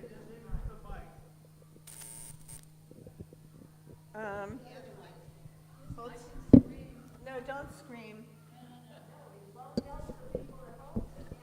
The people at home can't hear you in those. There you go. You know, we just talked about Jewish. Live in Burbank. Start again. We hear about Jewish hate. Let me tell you about Jewish kindness. I live in Burbank, and I have two lovely neighbors. They're retired decorators. Go louder. I'm sorry, I don't know how to do this. Can you hear me if I scream? No. Just go. Okay. Oh, can you hear me now? Yes. Okay. Third time is the charm. I live in Burbank. I have two lovely neighbors who are Gentile and are retired set decorators. Not this Hanukkah, but the Hanukkah before, they gave me a big Hanukkah banner to put over my garage, and I declined to do it because my husband's gone and I'm alone in the house, and I didn't want to do it because obvious reasons. This Hanukkah, they had a 6-foot blow-up of a menorah in color next to their Christmas tree. So that's pretty nice. Yes, it is. We have to remember those. Their names are Hines, their last name.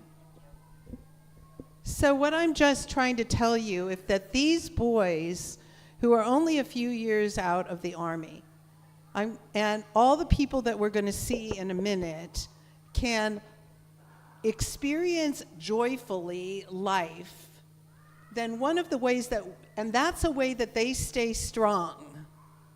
If that's the way that they stay strong, then we better emulate that. We also need to get joy out of every single thing that we can do and stay strong and be willing to be who we are very, very openly. I want to show you the Shuk. They have wonderful cafes all over the place. Let me just show you this. I just wanted you to see what goes on Friday afternoon in Tel Aviv.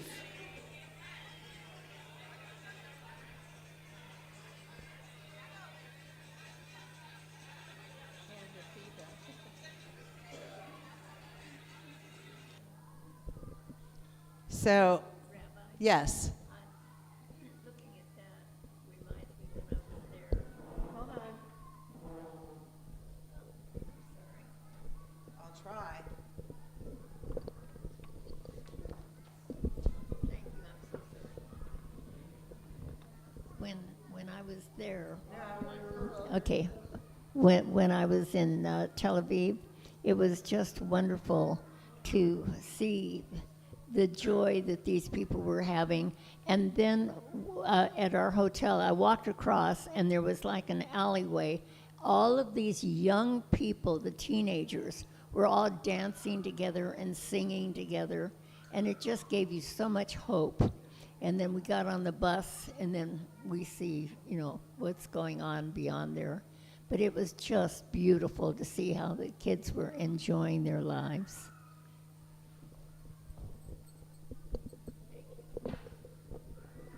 So, any comments on this? I mean, this was a week ago. This is Friday afternoon. It was kind of cute because they're all getting alcoholic beverages way earlier than we probably would and before Shabbat. But yeah, that's walking through the open air market. Have you ever had a problem finding food on a Friday night? Have you ever had a problem finding food on Friday night in Tel Aviv? Yes. I don't go out to eat on Friday nights in Tel Aviv, so I don't know. It's difficult. Yeah, everything's closed in Jerusalem because it's all kosher. In Tel Aviv, not everything is kosher.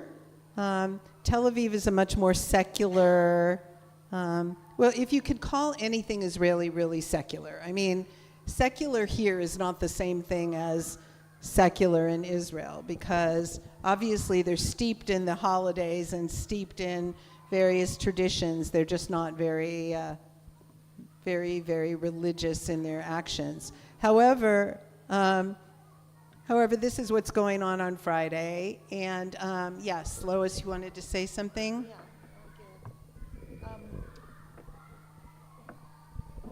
You were asking.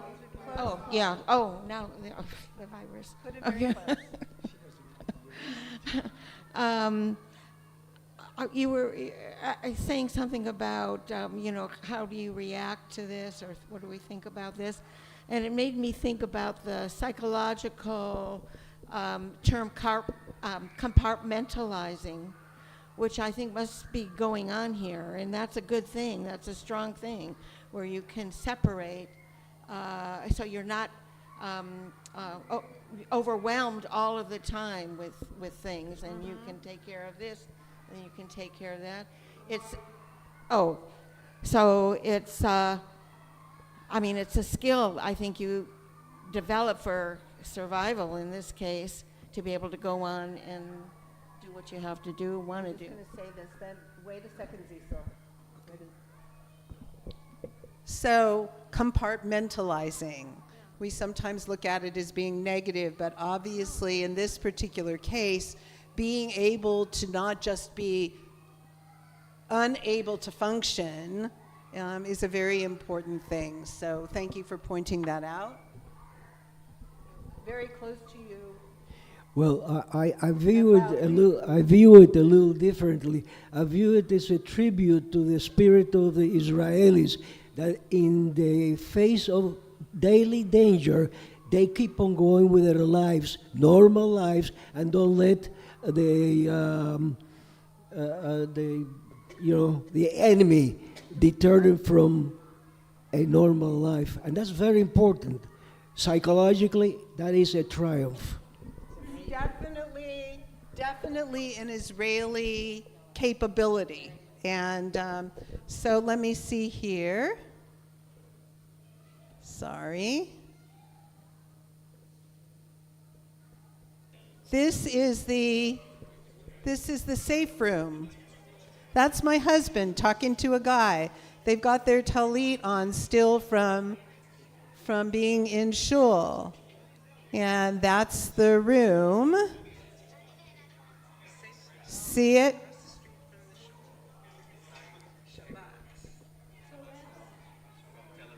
Oh, wait, what? Okay. So I just thought you might want to see what that experience looks like. So, Rabbi, I want to ask, what is a safe room? I know that people go there, and Okay. It's not a shelter, is it?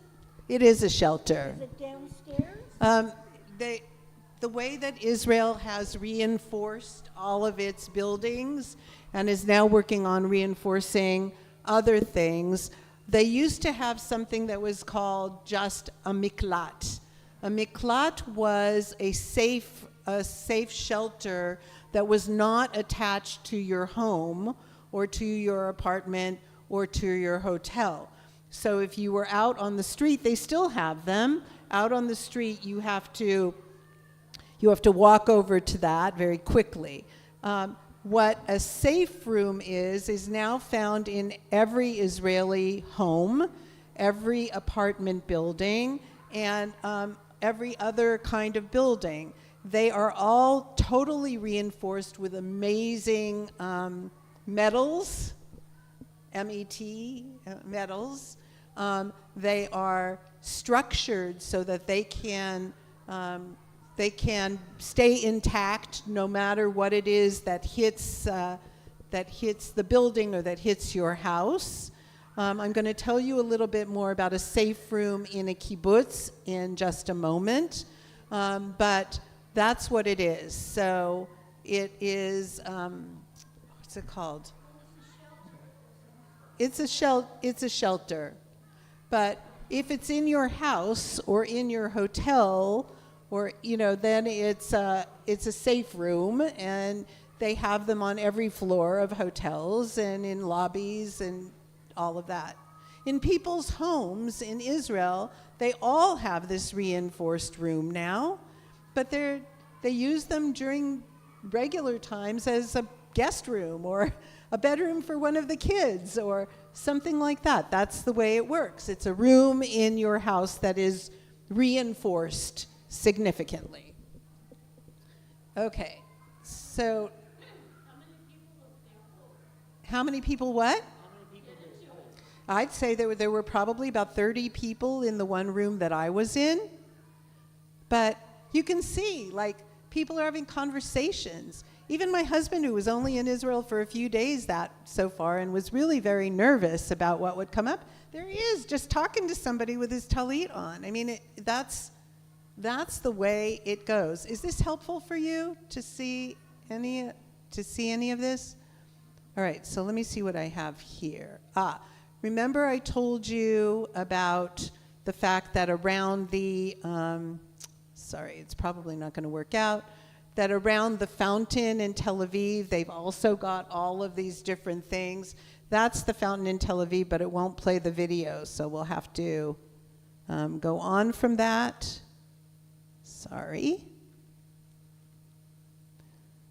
Let me see what I've got here. Oh, right, see? This is the fountain, around the fountain. See how many things people put up? And it's not just family. Everybody feels like they're related to these people. So I'm going to move on and tell you a little bit more, because I have a lot more to tell you. So let me just leave it here. All right.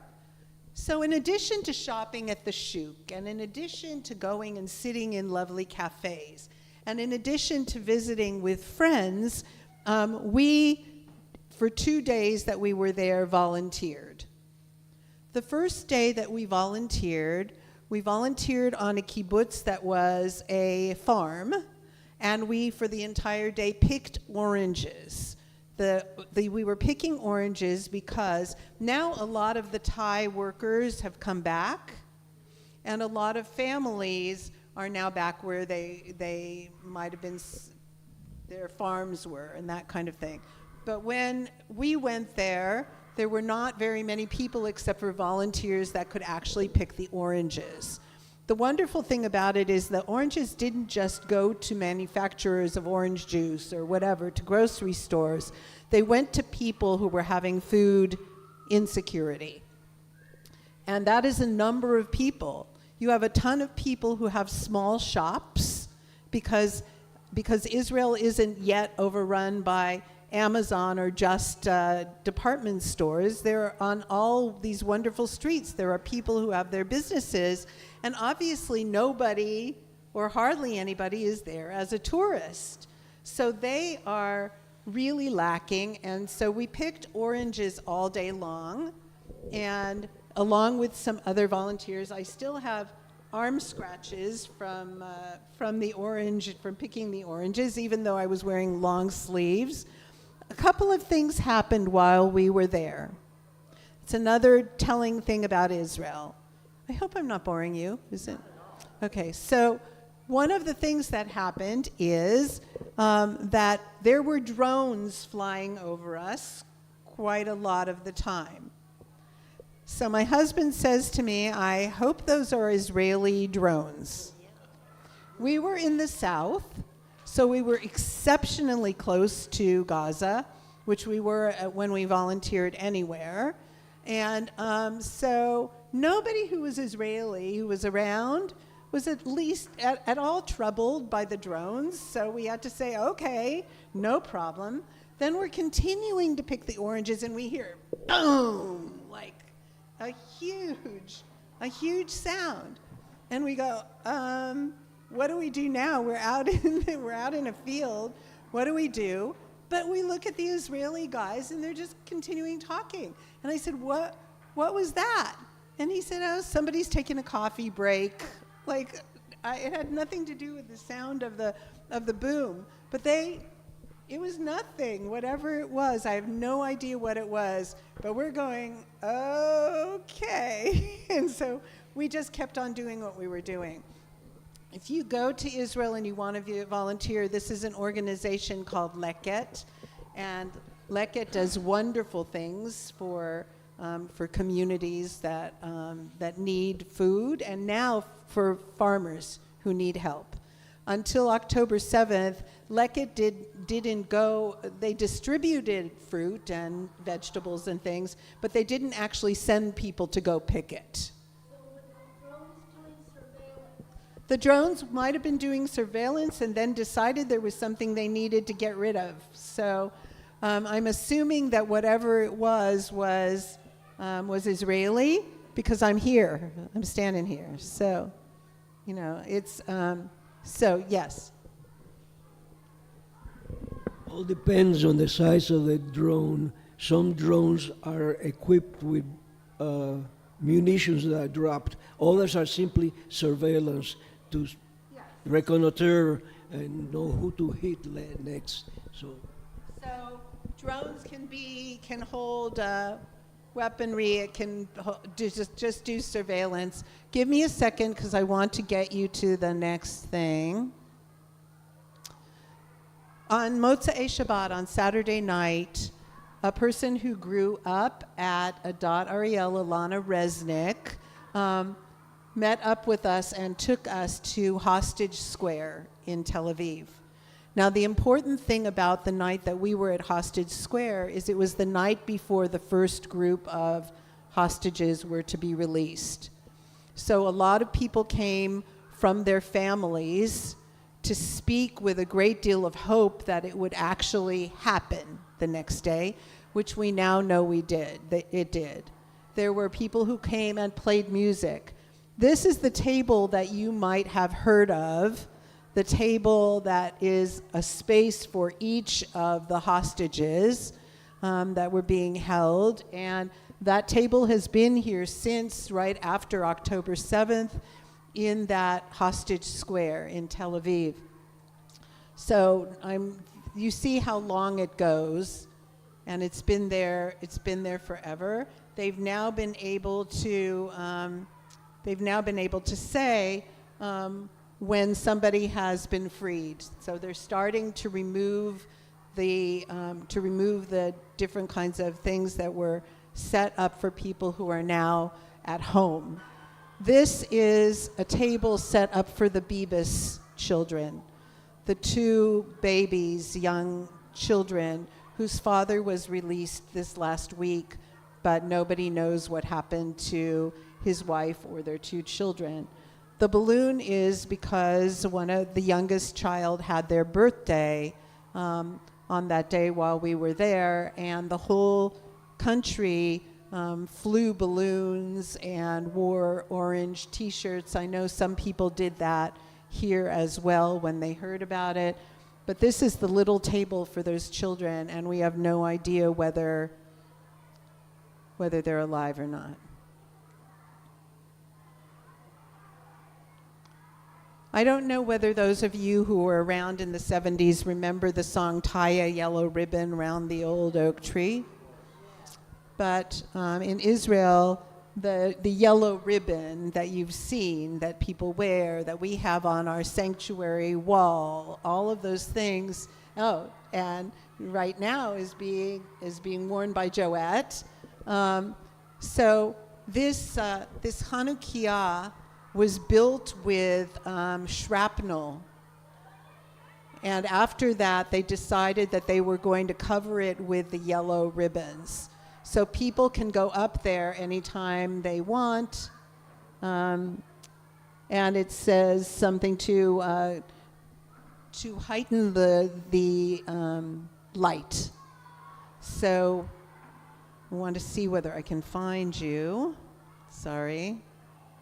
So people go up there, and when the people go up there, they tie one on, as I did that night. So we were there for about an hour and a half. In addition to people speaking in Hebrew and people singing and people chanting and people, there were, I would say, 1,000 or more people there. And the young woman who took us goes every Saturday night after Shabbat to Hostage Square. It's something that goes on regularly. Just a second. Okay, hold on. All right. So now I get to the hardest day of all. The hardest day of all was also a wonderful, very meaningful thing. There was a woman named Adele who lives on Kibbutz Nirim. Actually, this is Nova, so it's not the whole story.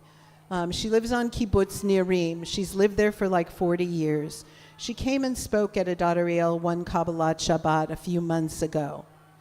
And so when we got ready to go to Israel, and Cantor Aronoff was going to overlap with us for a couple of days, we decided to call Adele at Kibbutz Nirim to see if we could volunteer.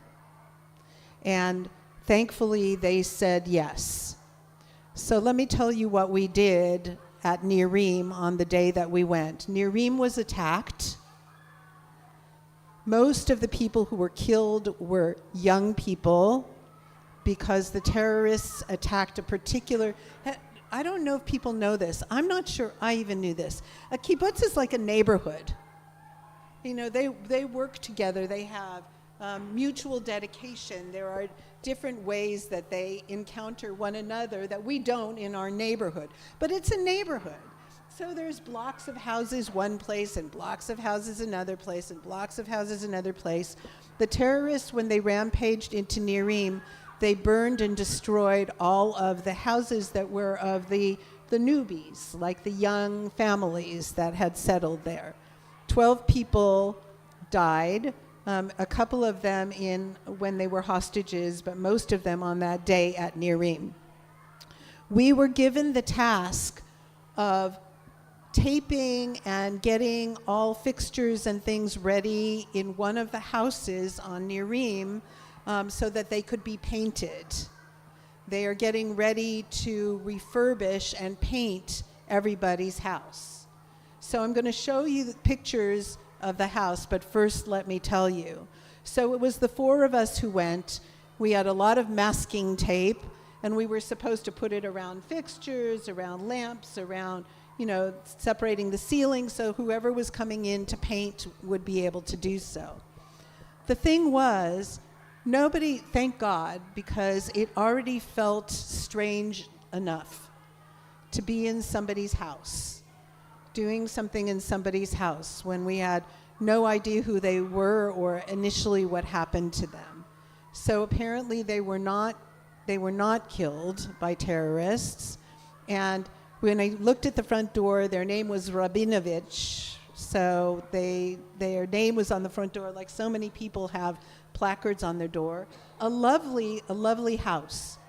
But when we were in there, we could tell how they fled. And the reason we could tell how they fled is that there were toothpaste tubes with the cap off, sitting like thrown onto a sink. There were towels that they must have, used the night before as a shower, because this is 6 o'clock in the morning. And so you see somebody's house at a point of terror when they're running.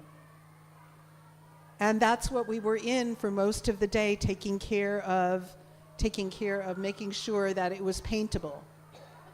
Now, I said nothing happened to these people, but it's a kibbutz.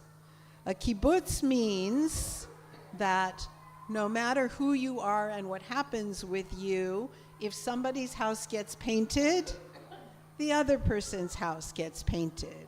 If there needs to be a rebuilding, it happens to everybody. And Kibbutz Nirim had already reinforced all the homes. It was in the process of putting metal blinds down on the front of every single home, so if this ever happened again, people wouldn't be able to get through so easily. Adele showed us her house, which she's not allowed to live in. She survived only because she was very fortunate that her son was with her that early morning, because they went into their safe room, and because he was strong and young, he literally held the door for 2 hours while people were trying to breach that doorway and to come in. So they survived. She's an extremely, extremely brave woman who didn't hesitate to talk about this and show us her house, which she can't live in right now, that had a bullet, the sign of a bullet being shot through her safe room door. So it's really, she showed us everything, and she also told us the stories.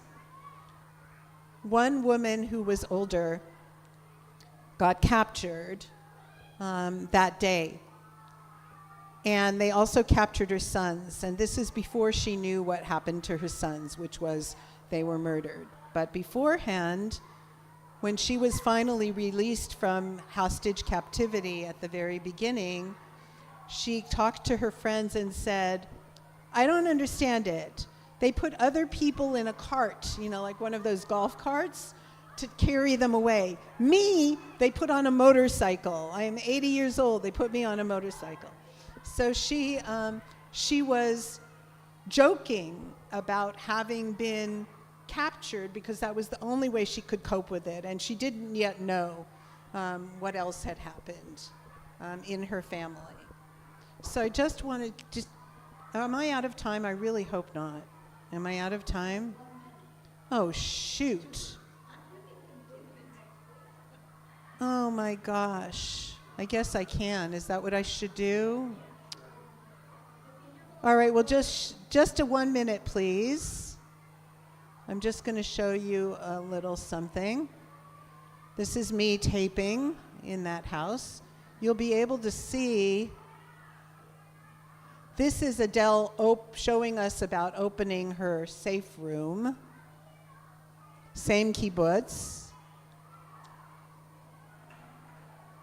That's Mel Aronoff in the same house. And so that's what I've got. I wanted to show you Cantor Aronoff too, but I can't. So let me just finish with Nirim. So nobody lives there. Nobody lives there now. They're not allowed to until they get everything put together again.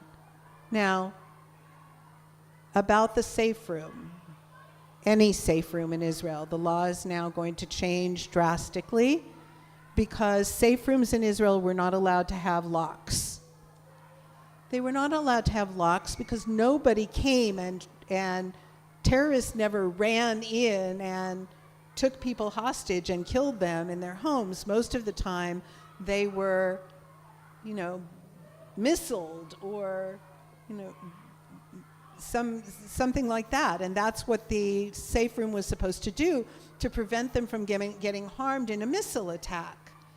But now that people were in their safe rooms in their homes and were slaughtered because they just fired guns through it or opened it up, now everybody's safe room is going to have a special kind of lock.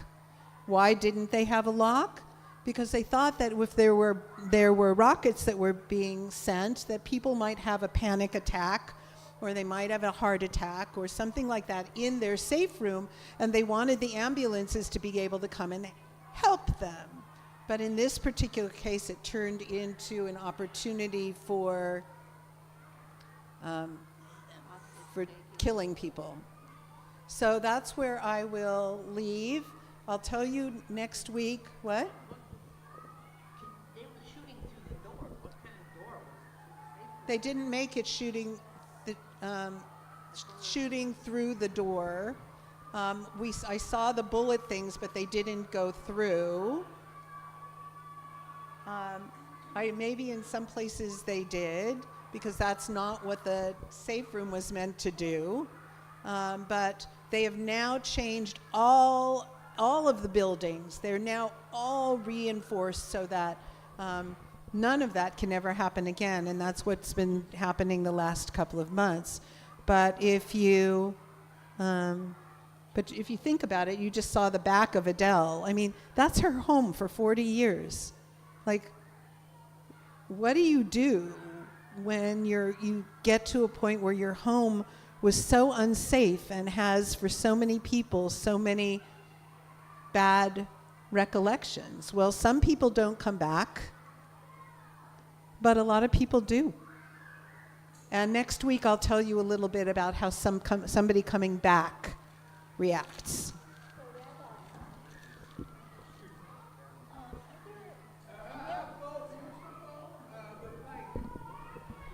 Thank you, Ernie. I'm just curious, as Americans are going there to help, are there Europeans going there, or people from other countries that are also going to Israel to help out in rebuilding? I'm just curious. I think so. We saw a couple people when we did Leket who came from Great Britain. I think that there were a few people who came from Germany. Yes, I think that other people are going.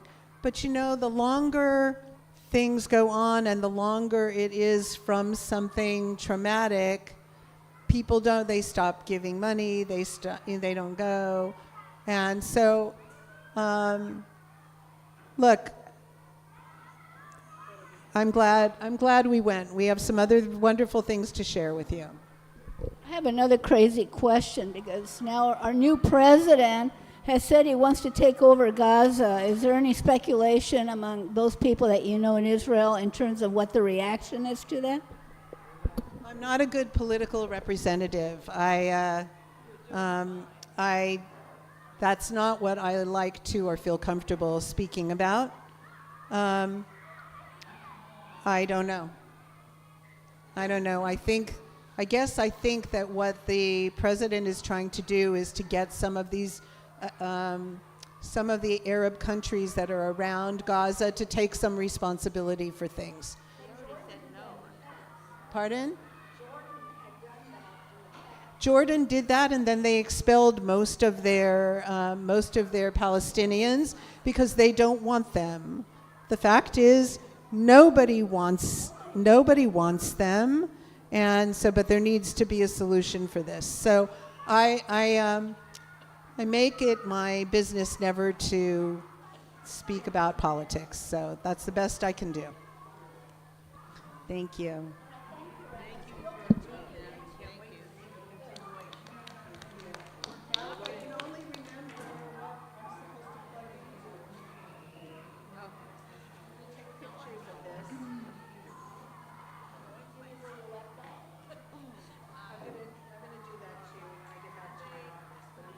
Pictures of this.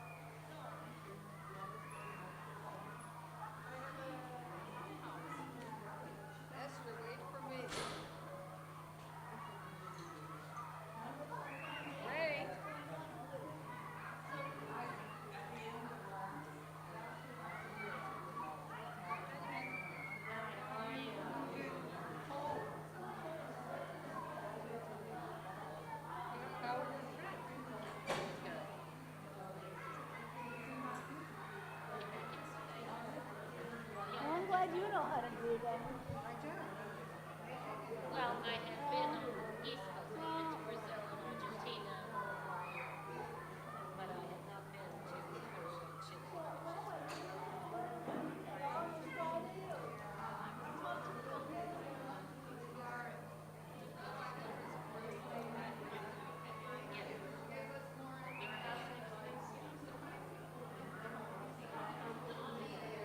I was gonna say to my house next week because I'm gonna host one Monday night, so it's easy for me to host on Tuesday.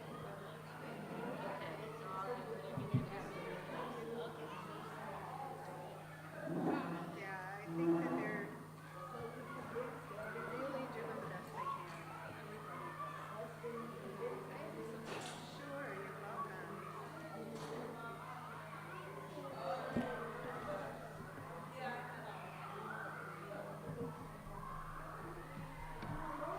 So when I went last year, I picked lemons. Did you get scratches on your arms? Lemons have thorns. I had no idea. Lemon bushes have thorns, yes. But not too bad because I had long sleeves. Wow. Yeah.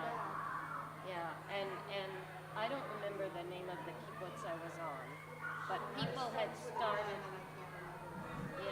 people had started coming back, and we had different jobs in various areas of the kibbutz, and I painted outdoor play equipment for the GAN.